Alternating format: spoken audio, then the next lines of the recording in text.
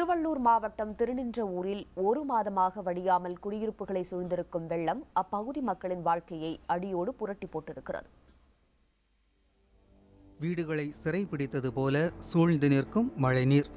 நடந்து சென்ற தெருவில் மக்கள் மிதவையில் மிதந்து செல்ல வேண்டிய அவலம். திருநின்றவூரில் உள்ள 4 வார்டுகளில் கடந்த ஒரு மாதமாக மக்களின் வாழ்க்கை இப்படித்தான் நகர்கிறது. முத்தமிழ் நகர், சுதேசி நகர், கன்னியாபுரம் பகுதிகளில் கடந்த ஒரு மாதமாக வடியாத வெள்ளத்தால் மக்களின் இயல்பு வாழ்க்கை இன்னும் விடியவில்லை. தெருவில் சாக்கடை நாற்றத்தோடு இடுப்பளவு நிற்கும் மழை நீரால் சொந்த ஊரிலேயே அகதிகளாக இருக்கின்றனர் மக்கள். வீட்டை விட்டு வெளியேறிய பல குடும்பங்கள் வேறு பகுதிகளில் வாடகைக்கு குடிபோய்விட, வீட்டை கைவிட மனமின்றி இன்னும் சில குடும்பங்கள் இடுப்பளவு நீரில் அன்றாட வாழ்க்கை நடத்த பழகி வருகின்றன. வீட்டிலேருந்து நான் ஒரு பொருள் கூட நான் எடுத்துகிட்டு வரல. என் பிள்ளைய கூட்டிகிட்டு நான் உயிரை மட்டும் தான் பாதுகாப்பு எடுத்துகிட்டு வெளியே வந்தேன். இப்போ தெருவில் எங்கள் அம்மா வீட்டாண்ட தான் ஒரு கடைக்கு உள்ள அந்த சொட்டுக்குள்ளே தான் நாங்கள் இருக்கிறோம். ஆனால் என்ன தண்ணி திறக்கலை. ஆனால் நாங்கள் இங்கே இருக்கிற இடத்துல கூட எங்கள் வீடு ஃபுல்லாக ஒரு பொருளில் எல்லாமே தண்ணியில் மூழ்கி நிற்கிது. பள்ளி செல்ல முடியவில்லை, பணிக்கு செல்ல முடியவில்லை, வீட்டிற்குள் செல்ல முடியவில்லை, நிம்மதியாய் ஒருவேளை உண்ணவே முடியவில்லை என அவர்கள் ஆதங்கப்படுகின்றனர். வெள்ளம் வடியாததற்கு இது தாழ்வான பகுதி என்பது மட்டுமல்லாமல் மீன் வளர்ப்பவர்களின் எதிர்ப்பால் ஏரி நீர் திறந்துவிடப்படாததுமே காரணம் என்பது இந்த பகுதி மக்களின் குற்றச்சாட்டு.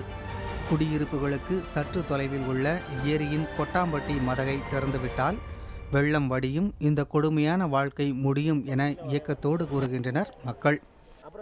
வேலைக்கு போகிறவங்களும் இந்த இதுவில் போயிட்டு திரும்ப நைட்டு வரணும் போது நிறைய விஷப்பூச்சிங்க தான் இருக்குது. பாம்பு இருக்குது, தேல் இருக்குது, பூரா இருக்குது, எல்லாமே இருக்கும்போது எது கடிச்சதுன்றதை நம்மளால் எப்படி இருட்டில் இது பண்ண முடியும்? இவ்வளோ தண்ணி இருக்கிறதுனால மின்சாரத்தை ஃபுல்லாக கட் பண்ணி வச்சுருக்குறாங்க.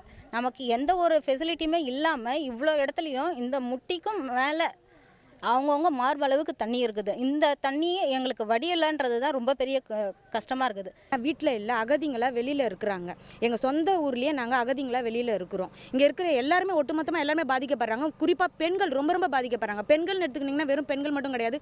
இளம் தாய்மார்கள், கர்ப்பிணி பெண்கள், முதியவர்கள், மாதவிடாய் பெண்கள் எல்லாருமே இந்த தண்ணியில் தான் நடந்து போயிட்டு வந்துட்டு இருக்கிறாங்க.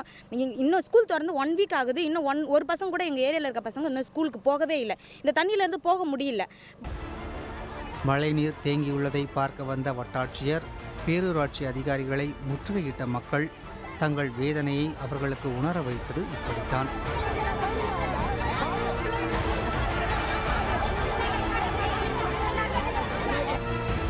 அதிகாரிகளை சுற்றி வளைத்து மழைநீர் தேங்கிய தெருக்களில் அழைத்துச் சென்றனர்.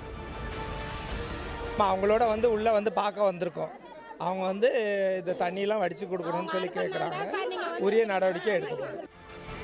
நிவாரணம் வேண்டாம், நிதி உதவி வேண்டாம் என கூறும் மக்கள் தண்ணீர் வடிந்தால்தான் எங்களின் கண்ணீர் நிற்கும் என்கின்றனர். புதிய தலைமுறைக்காக செய்தியாளர் குழு.